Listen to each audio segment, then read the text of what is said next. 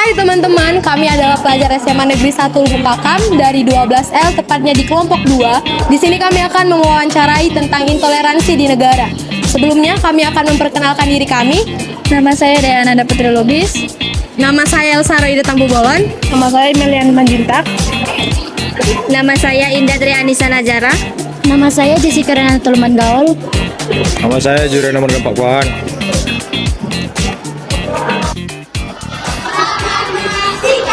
Yang Pak, Selamat siang kembali. izin, Iya. apakah kami bisa mewawancari Bapak pada saat ini? Boleh. Dalam rangka apa? Dalam rangka memenuhi tugas proyek kami mengenai intoleransi di negara. Ya, silakan. Menurut Bapak, apa yang Bapak ketahui tentang intoleransi? Intoleransi itu adalah ketiadaan tenggang rasa yang mengabaikan perasaan empati kepada orang atau kelompok lain yang berasal dari latar belakang yang berbeda. Pernahkah terjadi intoleransi di sekitar tempat tinggal Bapak? Jika pernah, di mana lokasinya? Di kota Tanjung Balai beberapa tahun yang lalu. Kasus apa yang terjadi di Tanjung Balai dan kapan terjadinya? Kasus perusakan dan pembakaran wihara dan kelenteng di Tanjung Balai yang terjadi pada tanggal 29 Juli 2016. Apa penyebab yang memicu kejadian itu terjadi? Penyebab kerusuhan di Tanjung Balai tersebut hanya karena adanya seorang wanita meminta mengecilkan volume pengeras suara masjid di depan rumahnya, menjadi terprovokasi oleh orang tidak bertanggung jawab di media sosial yang menuduh adanya pelarangan sholat dan pelarangan menggunakan pengeras suara oleh wanita tersebut. Menurut Bapak, mengapa kejadian intoleransi ini bisa terjadi? Kejadian ini bermula menjelang sholat Isya. Setelah Meliana, seorang perempuan Tionghoa berusia 41 tahun yang meminta agar pengurus masjid di Al-Maksum di lingkungannya mengecilkan volume pengeras suaranya.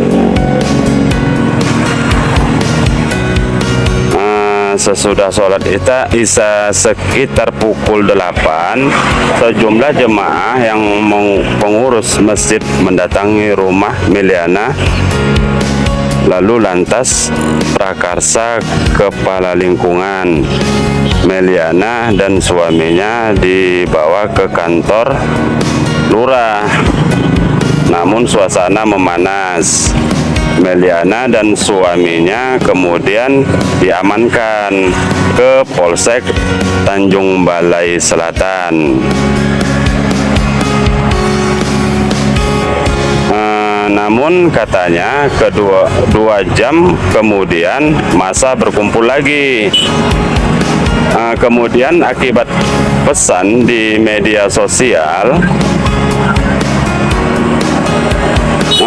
mereka lalu mendatangi rumah Meliana dan bermaksud membakarnya, namun dicegah oleh warga sekitar.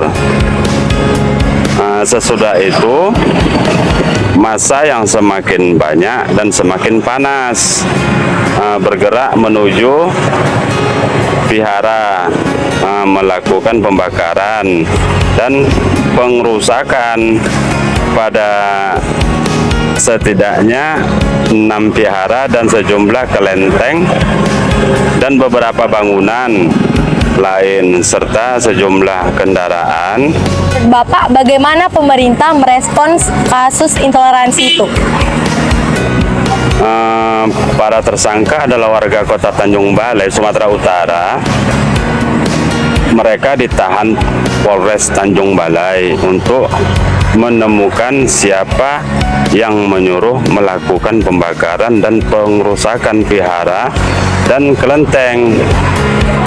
Sementara seseorang yang dituduh sebagai penyebar kebencian melalui media sosial terkait kerusuhan, Tanjung Balai telah ditangkap di Jakarta. Kapolri sebelumnya telah menyatakan bahwa pihaknya melacak orang-orang yang melalui media sosial melancarkan ujaran kebencian terkait kerusuhan Tanjung Balai. Ditemukan, awal polisi menyebutkan kerusuhan Tanjung Balai diawali pesan bernada provokasi di media sosial yang kemudian menyulut amuk massa. Dan menurut wartawan yang telah berada di kota Tanjung Balai, suasana kota tersebut telah berjalan normal kembali 3 hari setelah dilanda kerusuhan. Walaupun sejumlah aparat keamanan masih bersiaga di sejumlah sudut kota. Umat Buddha dan Konghucu sudah melakukan kegiatan ibadah secara normal, namun tetap dalam penjagaan aparat keamanan. Terima kasih Pak sudah meluangkan waktunya untuk menjawab beberapa dari wawancara kami.